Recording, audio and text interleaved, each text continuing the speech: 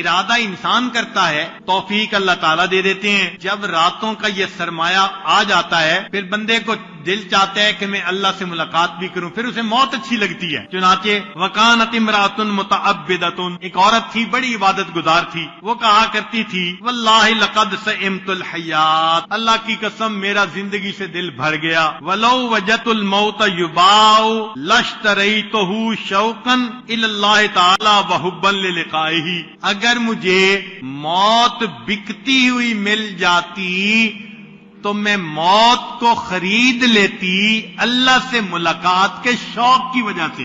سبحان اللہ، جب انسان نیکی پر قدم اٹھا لیتا ہے پھر اللہ تعالیٰ ایسی طلب اس کے دل میں ڈال دیتے ہیں۔ تو وہ کہتی تھی کہ اگر موت مجھے کہیں بکتی ہوئی مل جاتی تو میں خرید لیتی اللہ کے دیدار کے شوق میں۔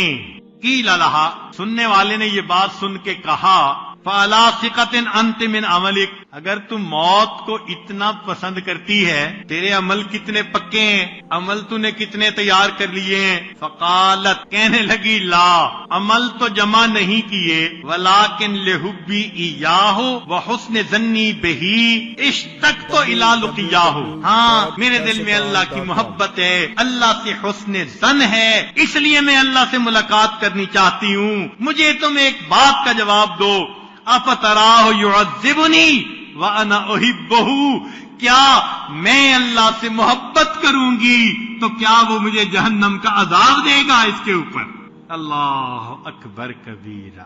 واقعی انسان جب اللہ سے محبت کرتا ہے اللہ تعالیٰ پھر اسے اپنا دیدار عطا فرماتے ہیں، اپنی ناپسند جگہ جہنم میں تو نہیں آتا اس کو بھیج دیتے۔ اب یہ اللہ تعالیٰ کی محبت ہمیں ملے گی اگر ہم اپنے دل کو اللہ کے لیے فارغ کر دیں۔ اوحی اللہ تعالیٰ الی داؤد علیہ السلام، اللہ تعالیٰ نے داؤد علیہ السلام کی طرف وحی نازل فرمائی، فقال یا داؤد فرغ لی بیتا اسکن فی، میرے لیے گھر خالی کر دو، میں اس میں رہنا چاہتا ہوں۔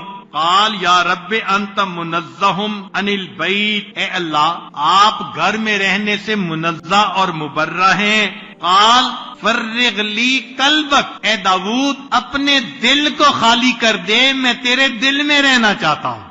تو یہ دل اللہ کا گھر ہے، جو اپنے دل کو اللہ کے لیے فارغ کر لے گا پھر اللہ اس کے دل میں آ جائیں گے، اللہ اس کے دل میں سما جائیں گے، بلکہ اللہ اس کے دل میں چھا جائیں گے۔ یہ ہے زندگی گزارنے کا مزہ۔ سوشل میڈیا پر سب سے قدیم اور سب سے ریلائبل برانڈ درسقرآن.com